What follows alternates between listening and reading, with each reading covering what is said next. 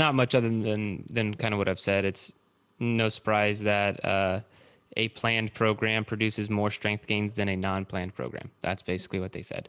And then hypertrophy doesn't matter, and hypertrophy doesn't matter as much because of what Joe said, and that has a lot more to do with the sessions stimulus. So like how you train that day. That way, because if you just decided, let's say hypertrophy from a muscle growth standpoint, that Monday was leg day. Let's just say Monday was leg day, and you wanted your legs to grow, get bigger. You could do almost anything that you wanted to your legs on Monday.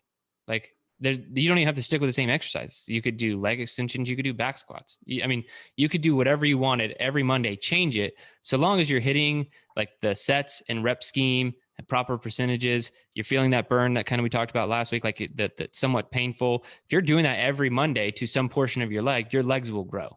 Right. And so it doesn't really matter as much on the hypertrophy side, but that's not necessarily the same for strength. So let's get into this. Non-periodized training is, I mean, it's what probably a lot of gym goers do. Like I worked at gyms for a very long time, and there are certain types of people who, I mean, they have consistency on lock. They are there at the same time, right, every day for years on end. They're also doing the same routine. They have like, they call it their routine. They don't call it training or workout. They have a routine that they go through, and it's this block of machines, 30 minutes on the treadmill, this block of machines, 30 minutes on the treadmill, like every day. That is really non-periodized training. Mm-hmm. You don't really have a plan. You might be repeating the same thing over and over again. And it's not as good for strength gains, but it's great for a consistency standpoint. And I'm not going to, say that it's bad at all. It just depends on like kind of what your goals are. If you have the consistency piece down and you just want to go do something every day, it can be good. But at the same time, non-periodized could also be like CrossFit if we're looking at strength training specifically. And this is where I used to get in a lot of arguments. It doesn't happen at all today because everyone realized that they were idiots in the past and have become smarter. My argument back in the day with CrossFit was like, you can't get stronger. Like this is how CrossFit programming used to work. They'd be like, today we're doing 6 sets of 1 rep max of deadlift. That would be Wednesday. Mm-hmm. You wouldn't see a deadlift like that, a heavy deadlift again for 7.5 months because there'd be so much other random crap thrown in between. But the argument was that you could get plenty strong doing that. And my argument was, no, you can't. And because there's never been any strength athlete ever who's lifted any significant amount of weight who's like, you know what, I'll just do a little bit today and then maybe some next month. No, they're trying to work on that strength on a weekly basis. And so not all of CrossFit programming, but CrossFit in strength typically is taking a non-periodized approach. And if they are starting to take a periodized approach, well, that's not so constantly varied anymore, is it? Which is in the definition of CrossFit. So is it even CrossFit anymore if you're starting to periodize your strength programming? It's not CrossFit anymore. These are the arguments. I love them. They just go in circles. So anyway, non-periodized, think of strength training in true CrossFit programming fashion. And that's about all I have for non-periodized training. Now, periodized is definitely going to work out better. And there's linear, and then there's undulating, also called non-linear, if you want to just use the linear term. So periodized, better for strength gains, same for hypertrophy. And you just think of it as blocks of training. It can literally be anything. It's different when you're talking about an athlete who's training for the Olympics because they have an actual 4-year training schedule, or it could be an NFL athlete who has, an off season and in season, all these kind of things. So periodized training is very different depending on the athlete, what they have coming up, powerlifters with meets coming up. But then within periodized training, there are multiple different types. What we do at Garage Gym Athlete is probably closer to what's called block periodization, where we do these waves of 4 weeks. Of 3 weeks, kind of higher increasing intensity than a deload week, but then that builds off of a 12 weeks cycle. So block periodization, if you guys are looking for like terminology, still, we don't fit into that 100%, but that's like closest to what we'd be doing. And then they didn't look at that inside this study, But then there's linear and undulating. So linear is there's variation in blocks, and this can be either 4 or 12-week waves that there's just going to be variations in the intensity, meaning like percentage lift, and like the sets of reps volume, like Joe was talking about. Like it could just be, 2 sets of 5 reps this week, and then it could be 2 sets of 3 reps next week, more weight on the bar though for those repetitions, and that'd be linear. Then undulating is the hardest thing for people to program because there is no science. Like they're not science. There's no method to the madness, because you can literally do whatever the hell you want, and it's undulating. So undulating is when you're varying what's happening either per day or per week. But again, going back to that, like overall goal, if you're like, if just to think of this in simple terms, this isn't necessarily what undulating is. Again, undulating does not have a set definition of it. It is this thing, but because it could be a lot of different things. And that's where from a programming standpoint, you have a lot of leeway to do a lot of different things. But if you were like, I want to get stronger, I want to get a stronger deadlift. That's the goal. Okay. Wednesday is going to be our deadlift day. With undulating, I might do 10 sets of 1 on the deadlift with a bunch of accessory stuff this Wednesday. Then next Wednesday, or in the day could even change, but like say next Wednesday, I'm still going to be working on deadlift, but now I'm going to hit the stimulus from a completely different set. Maybe I'm doing 5x5, maybe I'm doing 5x3. Maybe, I'm really switching it up and I'm doing 1 times 10, the opposite of what I did the previous week. So you're just really changing the stimulus. Typically with undulating though, you're going to, if you're programming it in a smart way, you're going to be in the same realm. So we look at Prilepin's chart a lot in our strength programming, and we've done a video on YouTube if you guys want to check out Prilepin's chart. And all Prilepin's chart is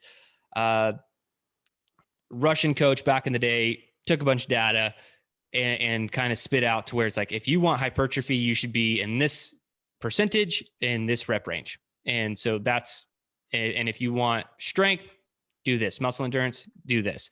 Maximal strength, do this. And so it gives you a lot of great guidelines on sets, reps, and volume for achieving a goal. Now take that to undulating programming, and undulating programming gets a lot easier, because if you were to actually program this out and you're like, Wednesday's my deadlift day. It's like, okay, what are you trying to do on the deadlift day? And you say, I want maximal strength. My 1 rep max, I want it to increase. You don't have anything else, no strength endurance, power endurance, or anything like that. You'd say, okay, Wednesday's my deadlift day, and I want a increase for 1 rep max, so maximal strength. So what we would do in our programming, what we would look at is say, okay, if that's the goal of this on Wednesdays, we're going to stay within Prilepin's chart for maximal strength on Wednesdays. So you would say, and because you can, if you're in that tier on Prilepin's chart, there are probably 30 different ways you could program that tier. So staying in the volume, staying in the sets, and staying in the intensity. And if you just did that every Wednesday for 12 weeks, even though you never repeated a percentage, a set, or rep scheme ever, your deadlift would still increase. And that blows people's minds sometimes. They think it's random, but it's really not random once you start to like piece together how the programming works. And I'm just letting you guys know how it works for us, because I've done a lot on Hard to Kill track, and I'm doing something like that over the course of 12 weeks. And if it never repeats. And that's hard for people to wrap their brains around, because everybody, I always joke about it. I used to say it was William could understand this, but that kid's about to be 10 years old. He's actually like pretty freaking smart at this point. So my 4-year-old understands linear periodization. If I was like, Eleanor, I lifted this much weight this week. If I want to get stronger, should I lift more or less next week? She'd be like, more. Like, you're right. You understand linear periodization. And that's about the base level that most people who aren't programming on a regular basis understand when it comes to just training in general, and why people are generally really bad at programming for themselves. Because, and this is kind of my last point, linear versus undulating, they mentioned undulating works better for trained athletes. And this is the life cycle of anybody who programs for themselves, and why, if you're not already following Garage Gym Athlete programming, you should. If you're like, you know what, I'm just going to do this myself. I'm going to get stronger. I'm going to do, you know what, Jerred says they do 4-week waves. I'm going to program 4-week wave. Okay. So what you're going to do is, when you're programming for yourself, is you're going to do a 4-week wave of linear periodization. let's say you even have a deload in there, and then you're going to do it again, and then you're going to do it again. And that works. To be honest, the most I think that it can work, in my honest opinion, is 2 years. And that's if you're starting from zero, like not strong athlete. You could probably do linear periodization for 2 years and continue to see strength gains, have some fun in that process with minimal injury. But then after that 2-year phase, let's say, and if you're not starting from zero, you're starting in the middle there, then maybe you have a 1 year or less timeline that you can do that. And what happens after the honeymoon phase is over? You're going to start getting injured. You're going to start hitting plateaus, and you're not going to understand it. And so what happens, and I love this cycle that athletes go through, they try and get a lot stronger through just straight linear periodization. Like, I'm just going to do the same strength program over and over and over and over again. And they do it, they hurt themselves, and then they just can't train. They don't train. They're like, you know what? I'm going to have to take some time off. They take a lot of time off, and then their strength goes down to half of what they had gained before. And then they're just going to start linear periodization over that after they feel like they're not injured anymore. And then they'll injure themselves. And then they go back down. And it's not like this. They just eventually tap out altogether. They get stuck at this maximal lift. And then it's just hurt, repeat, like just go through this cycle. And so linear periodization is great. I don't want to crap on it too much. It's phenomenal for strength training, but after a certain point, you're just going to start hurting yourself, or you're going to feel like you're getting plateaued, and that's when it's time to move to undulating. So I don't have an actual 5-3-1 continuum. Yeah, I mean, any strength program you could put in like 50 different names right there, but definitely Windler would be one of those.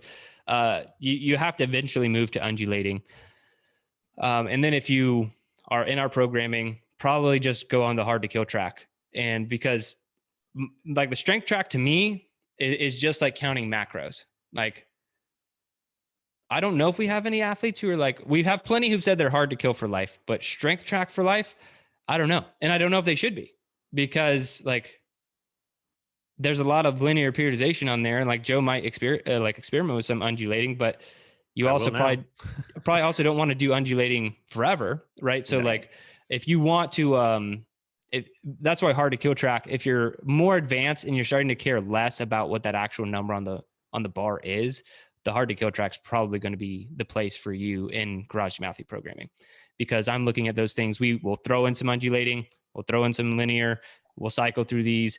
And a lot of that is based off of how I want to train too, because I don't care about much anymore other than maintenance. Just want to maintain a certain level of what I have. And that's about it. I mean, I'm not even like internally driven anymore by like a weight on the bar or a speed around the track or anything. I just really want to like, this is good. Like, how can I not get hurt and just stay at this level of fitness? That's like my goal right now. And I think the hard to kill track is a good place to do that. So I think that's everything. Undulating, linear, talked about block, non-periodization. So like I said, I wanted this to be more educational than anything else. You guys got anything else on the study? Great lesson. Yeah. Great lesson. That was really good. Yeah, so take your notes, Joe. I do think I'm going to have a fun cycle of undulating on strength. Probably in the fall. I think I'm going to call it now. Mm. Yeah, it's good. And it pushes a programmer too, because programming, I like it though. Yeah, it gets less formulaic, and also it cures some of that that ADD that people have, like Joe was saying, like if you're on a strength cycle and you're like, I just don't want to do back squats today, that's just a little bit different than what I did last Monday. Undulating programming can kind of fix that, because another great thing about undulating is, I was saying Wednesday to Wednesday, most of the time it doesn't even work like that. Right. It's like we're doing deadlift on Wednesday, and then the next time we deadlift is on Monday or Friday or whatever. Yeah. And that also like breaks people's brains on the hard to kill track sometimes too. I'll get that feedback. Like, what?